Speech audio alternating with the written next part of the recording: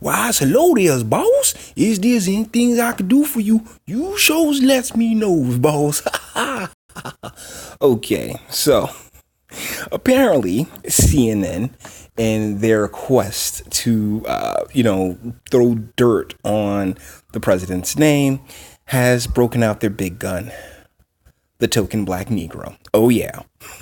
Now, I hope that Mr. Kevin Martin here doesn't take offense to me calling him a token, but yeah, chances are super high that this gentleman is the token. So let's read a little bit into this. Black Trump supporter has a message for the president. I mean, oh my goodness, there's a black Trump supporter? For real? They allowed you on television? On CNN? No less? Kevin Martin, a Trump supporter in Pennsylvania, tells CNN Van Jones about how he was affected by the president's racist. See, they keep throwing the word racist in front of the word tweets, right? Because we've already covered in a previous video how the tweets weren't racist. Directed at 4 congresswomen of color, see more of Van Jones' conversation with Martin and other voters on something that they're trying to show for whatever scene. And I'm not going to watch your crap, but I saw this come across the timeline and I was like, you know what? I gotta. I wonder how much they paid him. I mean, because I'm pretty positive with all the shenanigans CNN has been up to.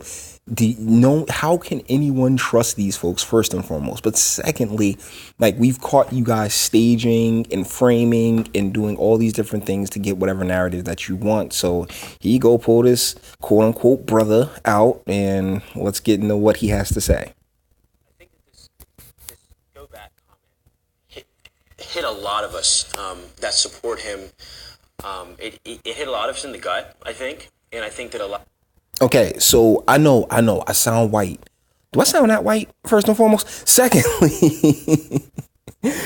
he's like, oh man, this go back comment, it hit us, a lot of us in the gut. Bruh, you look like you younger than me. You look like you in your mid-20s or something like that. So were you around the whole go back to Africa, your spear chucker thing was more of a 70s, I say late 80s type vibe as far as it being a mainstream insult towards descendants. And so me, the go back comment I've gotten maybe once. Once. And it was actually in the form of a joke because me and a friend, we were just going back and forth. And he was like, oh, no, well, why don't you go back to Africa? I'm like, dumbass, I can't go back no place that I've already been. And we laughed. So the only time I, in my 37 years, have come across a go back comment was in jest, not in or seeing movies or television shows more than anything that's taken place in my actual life. And I'm someone who has lived around all different types of folks. I've gotten into arguments, I've been called the N-word and all these other things, but specifically the go back to Africa piece isn't one that is as prevalent as it once was. I can't speak for everyone's experiences, and I'm not trying to. And you know what? If you are butthurt by it, cool. But at the same time, he didn't say go back and stay. He said go back and go back there, then come back and show us how it's done. So it's not like he was even trying to kick her out of the country altogether. She was like, just go to. Let's be real. He was talking about Omar. Hey Omar, go to Somalia. Go try that socialism crap in Somalia and see how far you get. All right. And then come back and tell us how great it was. That really doesn't have the connotations in which everyone, or particularly CNN in this instance, is trying to draw from it. But they need a token Negro out there talking about, how his feelings was hurt because the president said something that made him harken back to white supremacy.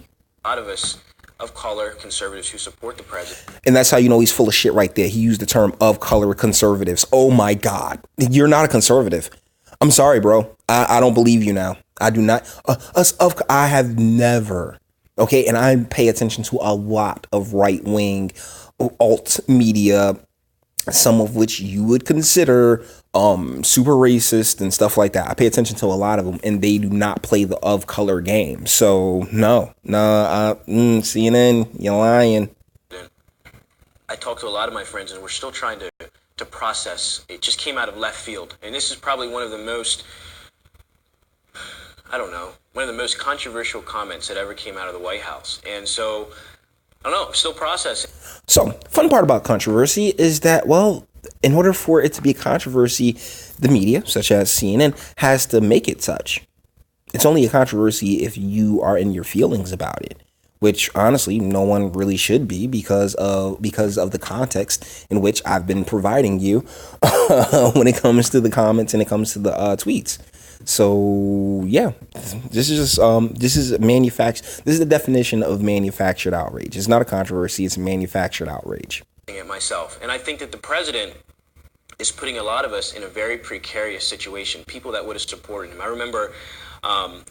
Okay, people that would have supported him, but on the label it's saying he is a Black Trump supporter. So are you supporting him? CNN's so full of crap. Oh my God, CNN's so full of crap. Pulled out the token. The soccer player Megan, she came out and she said, at the end of her segment, she said, you know, Mr. President. What conservatives you know taking Megan Rapinoe seriously? I think that's a legitimate question. What Republican, what conservative, anybody on the that you would consider on the right takes Megan Rapinoe seriously? That's why I gotta call this CNN breaks out its token Negro, because this is just CNN talking points and CNN's narrative just in blackface. I think that you are. I think that you are excluding people that may even support you, and I think what she said is completely right. I think the president has a base, and he has a far right-wing base, and there's a lot. But as a Black Trump supporter, I mean, he hasn't said that he's a Black Trump supporter. That's what CNN has said, so that's what we're going with. And I mean, what are you talking about? He has a base. Oh, well, aren't you a part of that base? No? A lot of white nationalists, a lot of racists, a lot of anti-Semites in that base. And I feel as though the president has said, okay, well, I had a small margin of African Americans, small margin of Latinos, small margin of LGBT. So what I'm going to do is... Kevin, I hate to keep cutting you off, brother, but the deal is that no matter, like, as 13% of the population, quote unquote, African Americans will be small no matter who, that base is small no matter what. You know, I mean, like it or not, the 60% of, European descended Americans do make up the majority of the country, and there's a portion, and there is a lot to be gained from having that type of support. Now, when it comes to, there's really, because the same people that voted for President Obama voted for Trump, okay? They just wanted, and it was about getting something different as opposed to what we've been getting this entire time. I am going to have a PR strategy that's going to PR strategy that is going to rile up the base. And so I feel like a lot of us feel like, wow, like where do we fit in, anymore? Are we still welcome in this movement? Are people? But that's the thing. How were you ever excluded from it though? Because that's the thing about President Trump. It's been he cannot stop boosting America. And we're all supposed to fall in line underneath the flag, underneath that premise that, yeah, you know what, black, white, blue, green, blue, straight, homosexual, lesbian, even trans. You're supposed to be an American as well, and it's under that line where we're all supposed to slide in. But you've taken the identity thing from CNN, which is why I believe this is a plant right here. Like, this is just a token. Collar still welcome. So a lot of us are still reeling from that comment.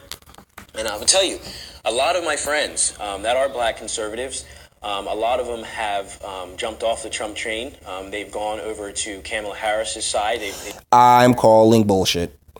I have to call bullshit on this, primarily because from Trump to Kamala Harris, where that line of logic don't make an ounce of sense. It really doesn't. I'd see people more jump from Trump to Tulsi, someone who's been proven to be honest, or from all perceptions, someone more honest, because that's ultimately what has been Trump's main appeal to not just his base, but to those who wouldn't consider themselves a part of his base, such as myself, is that, he's been super honest.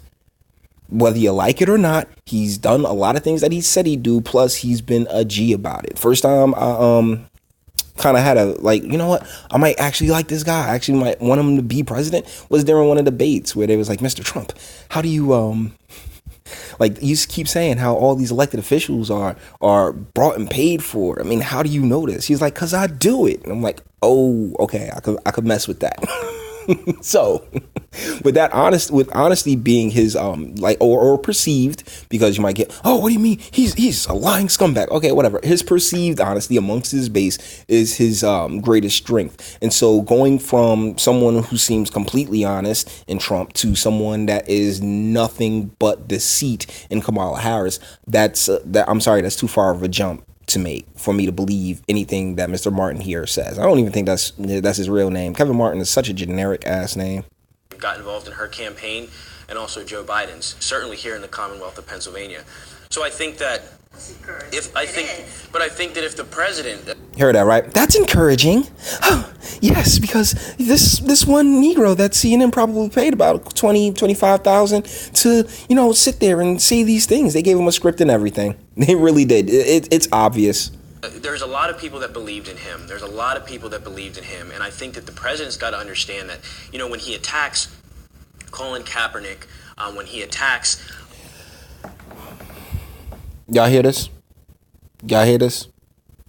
I don't believe this man's honestly, he never said his political affiliations or anything else like that. We're going based off what CNN said, but I don't see this man as being a MAGA hat wearing Trump supporter at all. Like he's talking about, oh, Colin Kaepernick. Oh my goodness. Talk just referring to other token Negroes, huh? My goodness. LeBron James, Steph Curry. Oh, LeBron James, the guy who faked his own hate crime. LeBron, yeah, that guy. Steph Curry, who can't keep his wife in check, and she's sitting there talking about how she checking for other dudes. Yeah. You're attacking the very people that you say that you're trying to reach look up to. See, and hold on. As role models. Nah, Nick, you know what? Wow, there's so much they look up to as role models. Yeah, when they're 6, not grown adults, okay? Stop worrying about the children. And every single one of them are basically media darlings or athletes, LeBron James and Steph Curry, they're athletes. They're not looked up to for their intellectual prowess or their ability or their political ability. No, they're looked up to because they are fantastic athletes, completely in the physical realm. So this is just nonsense, man. Like seriously, and they calling this guy a Trump supporter when I what have you. Nah, bruh. He looked like he just got finished. He just came from a Black Lives Matter meeting. For real. So with that being said, guys, we're going to bring this one to an end.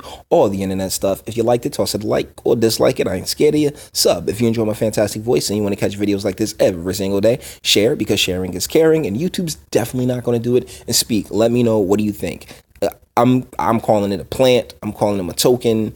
I believe in as far as I'm concerned, that's what this is. But you may have seen something differently.